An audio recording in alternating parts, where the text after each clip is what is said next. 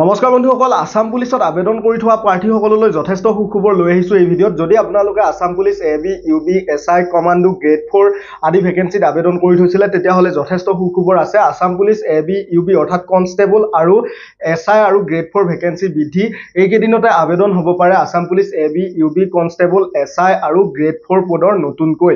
চেনেলত প্ৰথমবাৰ অহাসকলে চেনেলটি ছাবস্ক্ৰাইব কৰি ল'ব। আবেদন কৰি এডমিটৰ অপেক্ষাত থকাসকলে এই ভিডিঅ'টি ভুলতো মিছ নকৰিব, যথেষ্ট গুৰুত্বপূৰ্ণ ইনফৰমেশ্যন পাব। আনহাতে ইতিমধ্যে আমি আমাৰ চেনেলত আসাম পুলিচৰ ডিষ্ট্ৰিক্ট ৱাইজ ভেকেঞ্চি ডিটেইলছৰ এটা ভিডিঅ' আগবঢ়াইছোঁ। এই থাম্বনেইল থকা ভিডিঅ'টি আপোনালোকে চাব, ডেছক্ৰিপশ্যনতো লিংকছ আছে। আনহাতে 21 আগষ্টৰ পৰা ফিজিকেল হ'ব 15খন ডিষ্ট্ৰিক্টৰ। অফিচ টু অফিচ যোৱা নটিছৰ ওপৰত সেই ভিডিঅ'টি প্ৰস্তুত কৰা হৈছিলে। এই থাম্বনেইল থকা ভিডিঅ'টি আপোনালোকে চালে গম পাব কোন 15খন ডিষ্ট্ৰিক্টৰ প্ৰথমে ফিজিকেল হ'বলৈ গৈ আছে।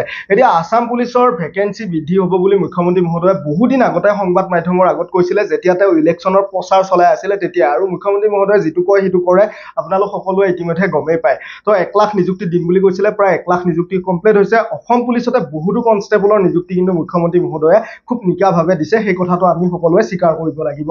এতিয়া কথা হ'ল, অসম পুলিচত কি কি ভেকেঞ্চি বৃদ্ধি হ'ব পাৰে।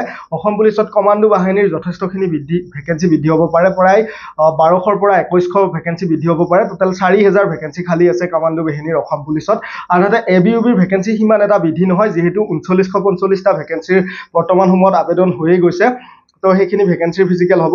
এবি ইউবি ভেকেঞ্চিৰ বেছি ভেকেঞ্চি বৃদ্ধি নহয়, প্ৰায় 700-800 মান ভেকেঞ্চি বৃদ্ধি হ'ব। আটাইখিনি ইউবি ভেকেঞ্চিয়ে হ'ব, যিহেতু ইউবিত বহুখিনি কাম কৰি থকা মানুহ ৰিটায়াৰ হ'বলৈ গৈ আছে এই 2024 বৰ্ষতে।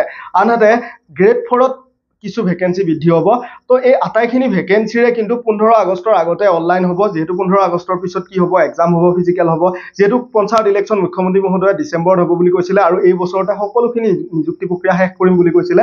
আনহাতে নিযুক্তি প্ৰক্ৰিয়াৰ সকলো কাম কাজ ৰেডি আছে বুলিও কৈছিলে, গতিকে জুলাই মাহটো যোৱাৰ পিছতে সকলো তেওঁ প্ৰক্ৰিয়া আৰম্ভ কৰিব বুলি কৈছিলে। গতিকে বন্ধু বান্ধৱীসকল, 15 আগষ্টৰ আগতে Assam police AB, UB, commando, SI যি ভেকেঞ্চি বৃদ্ধি হ'ব গ্ৰেড 4 সকলোৰে আবেদন হোৱাৰ যথেষ্টখিনি চান্স আছে। অফিচিয়েল আপডেট অহাৰ লগে লগে পুনৰ ভিডিঅ' লাভ কৰিব।